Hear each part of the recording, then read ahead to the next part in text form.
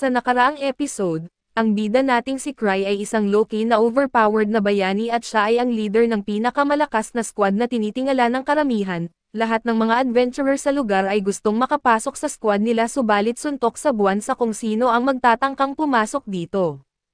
Kahit anong pagpapanggap ni Cry na ibang tao para lamang makaiwas na pagkaguluhan ng iba, kaso lang nalalaman pa rin siya ng mga kasama niya at doon na rin nagugulat ang iba na siya pala ang leader ng pinakamalakas na squad. At sa pagpapatuloy, samantala sinusundan ng grupo ni Cry ang bakas ng Calamitous Thunder na tumama sa kagubatan at gayunpaman, upang maiwasan ang pagpasok ng kalaban ay inaktibo ni Noctis ang kanyang ultimate weapon at ito ang Asia, na nagpalabas ng higanteng mga nilalang laban sa kanila. Ang unang mabigat na hampas mula sa halimaw ay sinalo ni Gar na may matinding hirap, habang ang iba pang kasapi ng masamang organisasyon ay umatake mula sa himpapawid at sa likuran kahit may sugat sa braso ay iminungkahi ni Game na dapat silang sumugod, ngunit pinaalalahanan siya ni Hemrich na may mga hindi mandirigma sa paligid.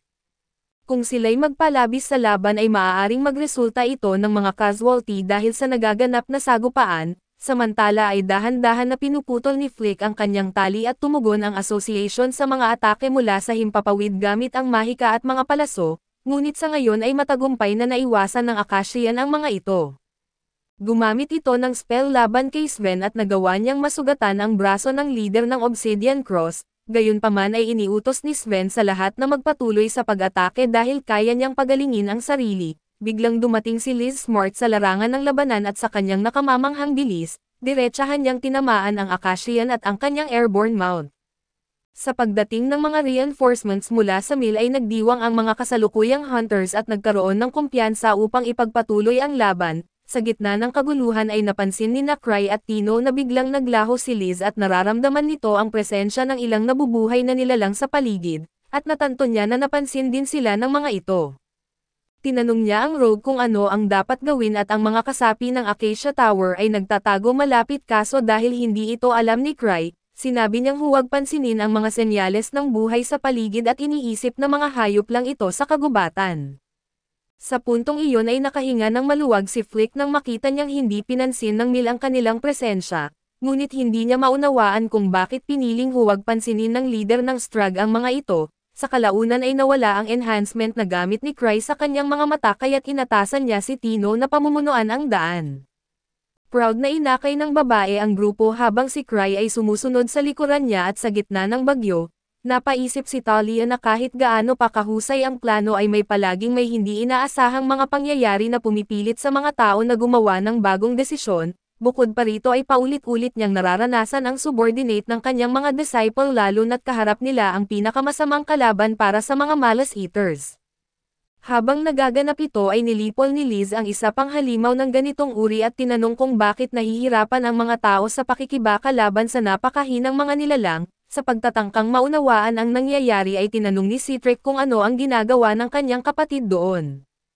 Ibinunyag ni Liz na nakiusap siya kay Sig upang payagan siyang sumama at ngayon naman, ang Broken Shadow ay umatake sa mga higanteng golem na ipinadala ng misteryosong pinuno ng Ashi Tower, ngunit kahit na ang mga makapangyarihang hunters tulad ni Gar at Sven ay sumali sa laban na nabigo silang magdulot ng malubhang pinsala sa mga golem. Ang mga ito ay napatunayang higit na nakahihigit sa malas eaters at bukod sa kanilang napakalakas na lakas ay kaya rin nilang tumalon sa di kapanipaniwalang taas, ginagamit ang kakayahang ito bilang tactic sa laban at nagkakaroon ng malaking kalamangan laban sa kanilang mga kalaban.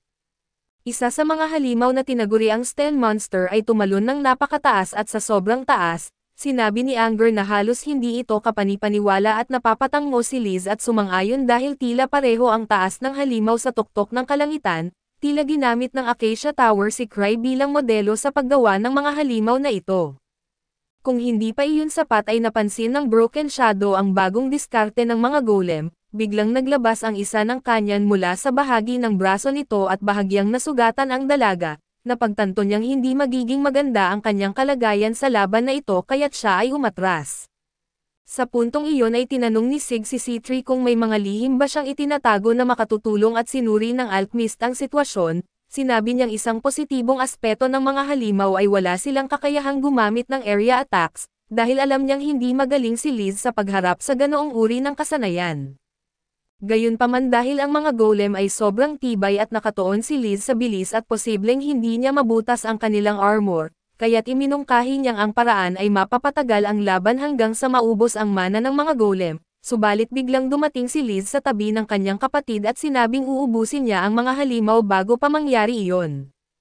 Upang patunayan na hindi lamang siya nagbiro ay agad siyang nagpatama ng sunod-sunod na hampas sa isang golem, dahilan upang umatras ito at sinamantala ito ni Gar at tinataga ang binti ng halimaw gamit ang kanyang palakol upang mapabagsak ito, ngunit naglabas ng jet thrusters ang golem mula sa likuran nito kaya't hindi ito tuluyang bumagsak. Sa inis ay inamin ni Liz na hindi niya kayang talunin ang mga halimaw ng kasing bilis ng inaasahan niya, subalit hindi siya basta-basta sumusuko at patuloy niyang inatake ang kaaway gamit ang lahat ng lakas niya, ngunit nang maunawaan niyang halos hindi mababasag ang armor nito ay naisip niyang umatras.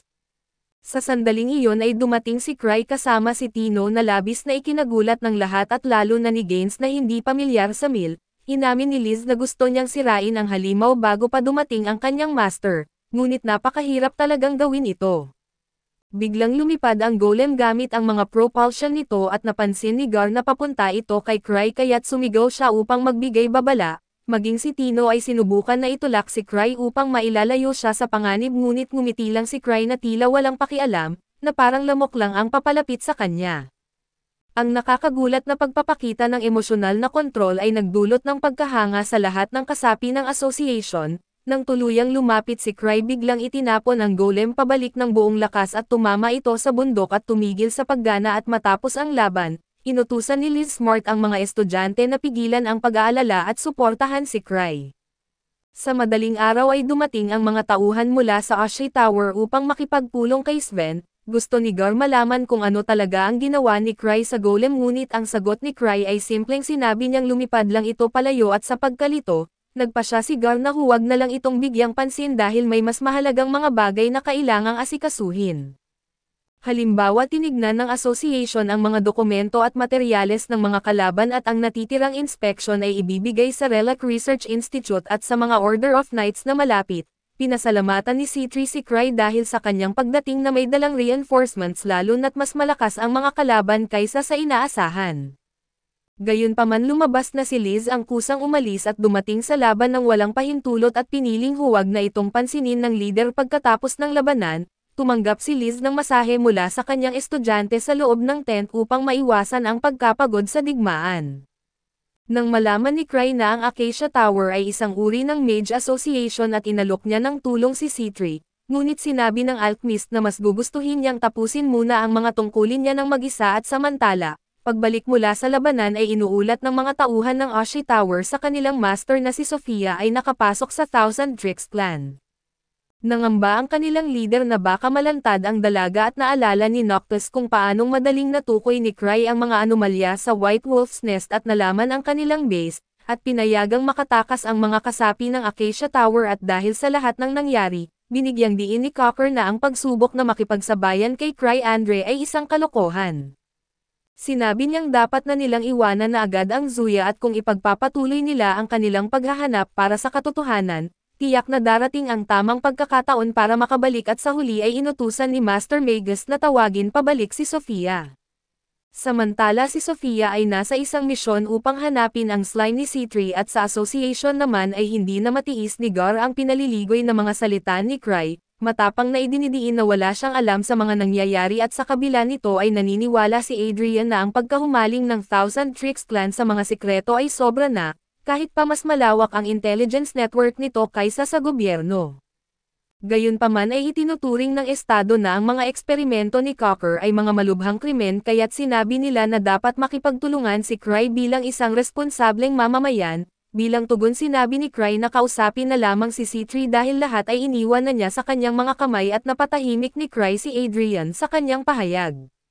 Dahil dito ay nagkaroon ng hinala si Eva Renfield na natatakot si Adrian na ipatawag si C3 para sa isang opisyal na interogasyon. Ito ay dahil sa kaso mula 3 taon na ang nakalilipas na kung saan si Lieutenant Gar ay gumawa ng pagpigil upang hindi maling mahahatulan ang isang alchemist. Iginiit ni Adrian na ang ebidensya noon ay malinaw na tumutukoy sa kanya at wala nang magagawa upang mabaliktad pa ang nangyari.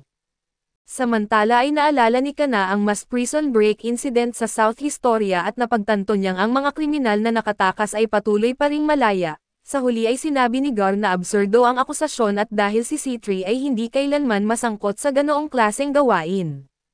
Sa susunod na tagpo ay nakita na si Talia na dinukot ng Oshie Tower at dinala sa harap ng lider ng organisasyon. Gulat na tinanong ng dalaga kung nasaan siya at sino ang mga taong ito. Kaso wala ng pasensya si Noctis sa pagpapanggap ni Sofia at inutusan siyang itigil ang drama. Habang nagpupumilit si Talia na wala siyang alam sa sinasabi ng lalaki, hinala ni Flick na nagcast ng spell si Sofia sa sarili upang hindi siya ma-unmask ng Thousand Tricks Clan kaso biglang umungol ang isang Malice Eater sa direksyon ng dalaga, at napagtanto ni Noctis na hindi talaga si Sofia ang nasa harap niya. Sa sandaling iyon ay dumating ang tunay na Sofia sa base na ikinagulat ni Talia at ng iba pa at di makapaniwala si Talia dahil magkamukha sila. Itinanong ni Noctis kung paano nananatiling kalmado si Sofia kahit nakita niya ang isang babae na kamukhang-kamukha niya. Kaso nilinaw ni Sofia na hindi si Talia ang kamukha niya at kundi siya ang nagkukunwaring Talia. Sinabi rin niyang bahagyang mas malaki ang kanyang taas at bust subalit ang sikreto ng mahusay na disguise ay ang pagmaster ng pangunahing katangian ng isang tao, at ang paggaya sa pinakamahalagang detalye. Sa puntong iyon ay inalis ni Sofia ang kanyang disguise bilang Talia at ipinakita ang anyo na halos eksaktong kapareho ni C3, napakahusay ng imitasyon kaya't pati si Cocker ay napaniwala na siya ang totoong alchemist. Pero nilinaw ni Sofia na muli siyang nagkamali sa katunayan siya ay si C3 mula pa sa simula. Sa revelasyong ito ay inakusahan siya ni Flick ng pagtataksil ngunit sinabi ni C3 na sumali lamang siya bilang disipulo dahil hinangaan niya ang kasanayan ni Noctis Cocker at ang Master of Mages, gayon din ang kakayahan ng iba pang kasapi ng Tower Acacia. Bagaman nalilito pa rin ay tinanong ni Noctis kung alam ng Thousand Tricks Clan na kasali si C3 sa pananaliksik. Sumagot si C3 na hindi niya isinapubliko ang impormasyon ngunit imposible daw na malukaw si Cry o magtago ng bagay mula sa kanya. Bukod dito ay idinagdag niya na si Cry ay isang mabuting tao na naghanda ng mga kondisyon upang masubukan ang resulta ng kanilang pananaliksik sa labanan. Siya rin daw ang nagtulak sa golem nang umatake ito sa Thousand Tricks, dahil kung nagpatuloy ang laban ay mas malaki ang magiging pinsala. Ngayon ang lahat ng resulta ng pananaliksik ng Tower of Osea ay nakumpiska at ang mga miyembro nito ay ikukulong bilang mga kriminal, gayunpaman ay nangako si C3 na ipagpapatuloy ang pananaliksik at tinawag siyang baliw ni Noctis at tinanong kung iniisip niyang lahat ay pinapayagan sa ngalan ng pananaliksik na ito. Sa huli ay tinawag niya si C3 bilang pinakamasama sa lahat at tumugon si C3 na ayaw niya ang bansag na iyon dahil ito'y patunay ng kanyang mga pagkabigo noong nakaraan. Humingi siya ng tawad kay Talia dahil hindi niya kailanman ipinaliwanag ang mga bagay na ito kaso sinabi niyang kung naging masyado siyang visible ay maaaring nagdulot ito ng mas malalaking problema. Bilang karagdagan ay binanggit ng alchemist kung gaano kaganda ang buhok at mga mata ng redhead, at iyon ang dahilan kung bakit napaniwala niyang ang pagiging si Talia ang pinakamadaling opsyon at sa puntong ito, iniutos ni Flick sa Malice Eater na atakihin ang dalaga kaso lumabas na ang halimaw ay natame na niya. Nagcast si Noctis ng isang malakas na spell ng apoy na binalot ang dalaga at ang halimaw sa apoy, ngunit ang halimaw lamang ang naapektuhan at ipinaliwanag ni C3 na hindi siya nasaktan dahil sa resulta ng kanyang pananaliksik, hindi tulad ng mga magi na ginawang multo at ang imbensyon niyang slime ay may kakayahang sumipsip ng mana at magic materials upang lumakas. Tinanong ni Noctis kung alam ni C3 na ang slime na ito ay maaaring lamunin ang buong mundo. Tumugon si C3 na iyon nga mismo ang dahilan kung bakit niya kailangang subukan ang kakayahan nito at sa sandaling iyon ay hinimok ni Flick ang master na tumakas, na sinasabing kaya na ng kanyang mga tauhan ang intruder. Ngunit habang tumatakas si Noctis ay hinarang siya ng isang napakalaking lalaking may pambihirang kalamnan, lumabas si C3 upang ipaliwanag na dahil siya ang pinakamahina sa Strange Grief, kinailangan niyang mabilis na makakuha ng lakas. Ngunit dahil nangangailangan ng maraming resources ang mga golem at mas pinili niyang gawing kay Mira ang lalaki, pinagsama niya ang mga bihirang materyales mula sa bilangguan at nilikha si Maiden Ino at sa sandaling iyon ay sumugod ang kay Mira kay Noctis. Pagkatapos ng araw na iyon ay inuulat ni C3 kay Cry na ang mga kasapi ng Acacia ay nawalan ng alaala, maging si Talia Whitman na sa kasamaang palad ay nasangkot sa kasong ito at bukod dito ay nagtagumpay ang Hunter Association sa pagkumpiska ng mga Chimera, golem at iba pang bagay mula sa mga kalaban. Ipinaabot ni C3 ang kanyang pagsisisi sa nangyari kay Copper kaso sinabi niyang kailangan niya ng scapegoat. Sa susunod daw ay makakakuha siya ng mga materyales sa ibang paraan at sa loob-loob ni Cry. Inamin niyang hindi niya nauunawaan ang karamihan sa sinasabi ni C3 kaso ayos lang iyon dahil nasanay na siya. Ipinaabot ni C3 ang kagustuhan niyang makuha ang Acacia Golem at ang Malice Eaters at dahil hindi niya alam kung ano ang mga ito ay pumayag si Cry at sa huli, tinanong ni Cry kung ano ang nangyari sa arch-enemy ni C3 at tumugon si C3 na hindi na ito kailanman babalik. Kaso dito muna matatapos ang ating recap, salamat sa inyong panonood hanggang sa muli.